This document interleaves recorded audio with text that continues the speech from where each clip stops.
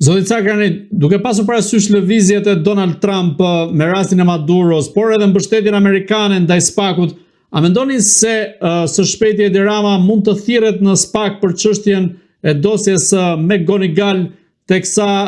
petët e nxehta të Lakrorit tashmë janë hapur, po të përmendim këtu rastin e Belinda Ballukut? Do të kuptoni diçka, me ndryshimin e administratës së Shtetit Bashkuar të Amerikës, ndryshoi qasjen edhe prokuroria, organi i akuzës,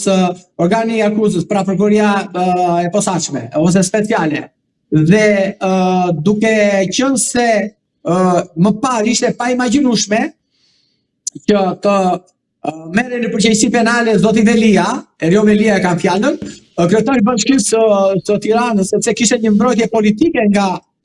George Soros, në ato dy, nga babai dhe nga djali, por edhe nga fondacionet, të cilët kishin fondacioni Soros, i cili kishte qenë ideatori dhe regjizori dhe skenaristi i reformës në drejtësi në Shqipëri, dhe u godit zonja Balluku, që mendoi se ishte një njeri shumë i fuqishëm, i paprekshëm, edhe pse zonja Balluku ishte njeri i lidhur me të gjitha bandat kriminale në vend. Zonja Balluku është zëvendës kryeministra në botë, që menaxhon dhe është në njohje reale me të gjithë grupet kriminale në Shqipëri, për të cilat ajo i ka bërë edhe investitor strategjik, u ka dhënë edhe të copa toke në bazë të ligjit për investimet strategjike, dhe i ka favorizuar ata në të gjithë bizneset e tyre për të pastruar parat ose për të investuar me parat të krimit dhe të korrupsionit. Kështu që zoti Rama është në hall dhe nga pikpamja dhe në këtë rast, sepse të gjithë, nëse zoti Meta sot është ish presidenti, është paraburgim sepse dëshiroi Erjo Velia dhe zoti Jurikim, morë në përgjegjësi penale zoti Berisha, morë në përgjegjësi penale zoti Mediu apo edhe zonja Balluku dhe Erjo Velia, tashmë radha i ka ardhur zoti Rama. Bollu sakrifikua zoti Meta për të arrestuar zotin Rama. Pra, është bërë kokë turku zoti Meta se ju duhet SPAK-ut për statistik, por në fund fare do të justifikojnë që janë ne arrestuam dhe bajmë në paraburgim ish presidentin, tani do marrim edhe kryeministrin që është detyrë kështu me radhë. Kështu që unë mendoj se zoti Rama nuk do t'i shpëtojë dot akuzës, pavarësisht se ai është në ushtrim të funksionit të tij. Ne themi një shprehje ne andej nga Toskëria, ne themi që peshku qen vetë nga koka, dhe sistemi korruptiv që është ndërtuar sot autorin dhe regjisorin e tij, që është zoti Rama. Avokat, a mendoni se SPAK, përveç thirrjes në SPAK të Edi Ramës, por konkretisht edhe drejtësia shqiptare në raport me mbështetjen e ndërkombëtarëve, mund të nisë një aksion të atill për sekuestrimin dhe konfiskimin e pasurive të politikanëve shqiptarë, duke nisur nga Edi Rama, duke qenë se Shtetet Bashkuara të Amerikës tashmë i kanë ngrirë $10 miliardë në Zvicër vetë Nicolas Maduros. Pra, a duhet filluar nga ky aksion goditja ndaj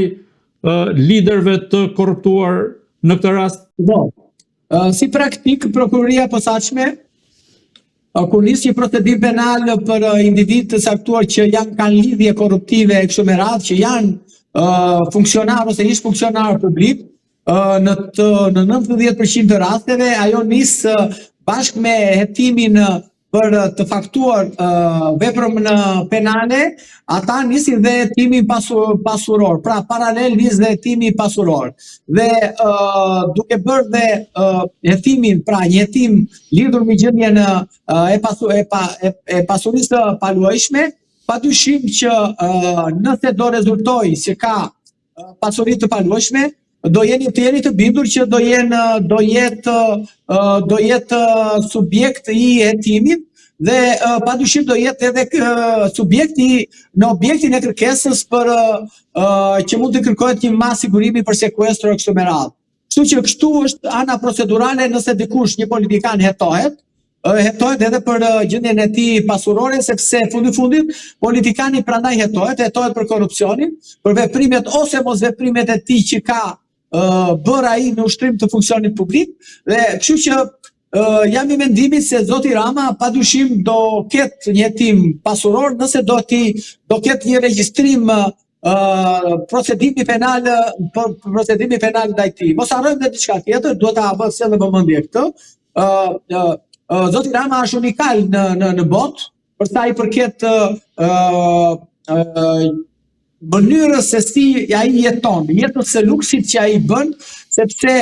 ai është përfaqësuesi i një partie të majtë dhe presupozohet të filozofinë e të majtës marksiste, ose jo, po deshet, presupozohet që liderët e tyre janë liderë që janë shtrirënjësh me masat, janë liderë të cilët nuk jetojnë në luks, por jetojnë të barabartë me elektoratin e tyre, dhe ndërkohë ne na rezulton që në këtë Shqipërinë e varfër, në këtë Shqipërinë ku 60% e popullatës sipas Bankës Botërore janë në varfëri dhe 30% janë në varfëri ekstreme, jeton në saraje me vila në luksoze dhe me 5.000 metra sipërfaqe toke, dhe kjo bën që zoti Rama të padyshim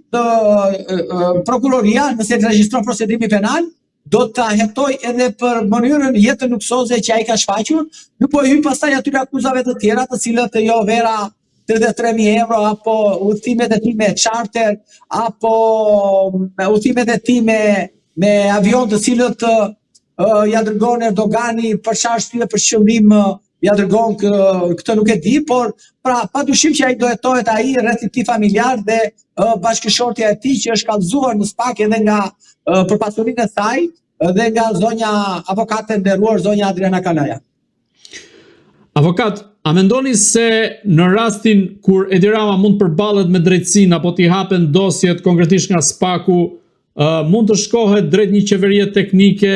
për cilën po flitet shumë tashmë, gjë e cila mund të menaxhojë vendin më pas për ta çuar ato drejt zgjedhjeve të parakohshme? Shiko, kjo qeverisë teknike më duket diçka e cila po hedhi në tregun mediatik që ne po diskutojmë tashmë, hidhet pikërisht nga vetë zoti Rama për të matur qëndrimin pulsin e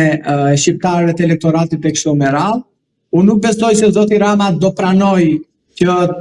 i lër vendin një qeverie teknike. Ai është kapriçoz nga natyra dhe padyshim nuk do ta pranonte kur që ai të jetonte në Shqipëri në një qeveri teknike. Unë nuk e besoj këtë, më thënë,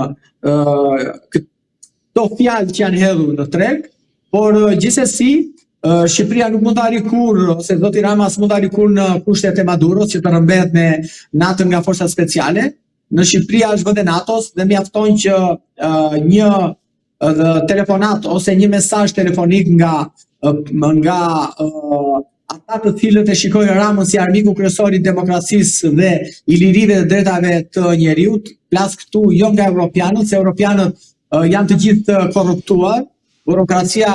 e Belgjikës është tërësisht e korruptuar, është e korruptuar pikërisht edhe nga këta autokratët, nga Rama, nga Vučić e kështu me radhë. Unë mendoj se ndryshimi i madh do vi nga ata që sot e kanë marrë seriozisht ndryshimin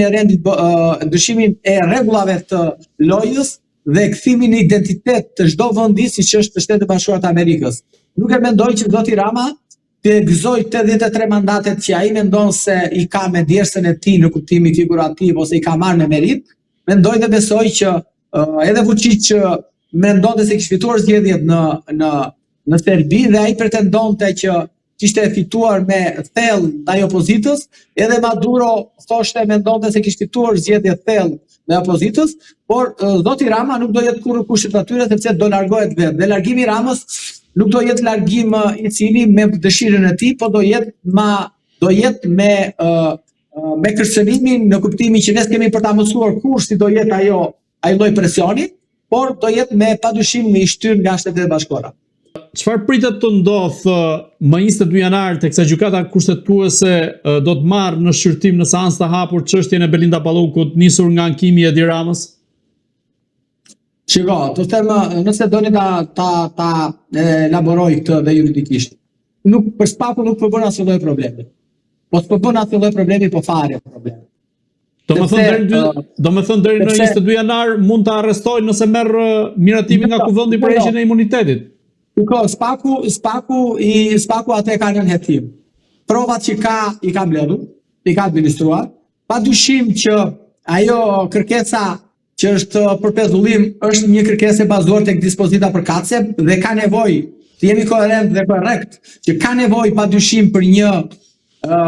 qartësim nga gjykata kushtetuese dispozita në 222 kodit procedurës, që mos të kemi më të tilla si mund të themi konflikte juridike në të ardhmen, dhe do jetë mirë që gjykata kushtetuese ta zgjidhë një herë për gjithmonë këtë histori. Duhet të sjell në vëmendjen tuaj që çështja ka kaluar në seancë plenare me një nga 8 antarë të gjykatës kushtetuese, 5 ka votuar pro dhe 3 kundër, që nesër ata 5 pro dhe 3 kundër mund të kthehet në anasjelltas, dhe kështu që nuk i dihet se si mund të marri dhe çështja. Por mendoj që edhe sikur ajo të jap të drejtë zotit Rama, përsëri nuk do të shoj asgjë te zonja Balluku, sepse ata do vazhdojnë hetimet, do vazhdojnë kërkesat e tyre në komisionin parlamentar për mandatet, për heqjen e mandatit, dhe besoj se kjo çështje gjë nuk do ta pengoj fare Spaku që nesër të shtojë asaj një akuzë tjetër dhe të marrë qoftë edhe një mas tjetër. Mos harrojmë që deputeti arrestohet edhe kur është duke kryer një vepër penale në kushtet e flagrancës. Kështu që nuk e dim si mund të ndodhi nesër, mund të jetë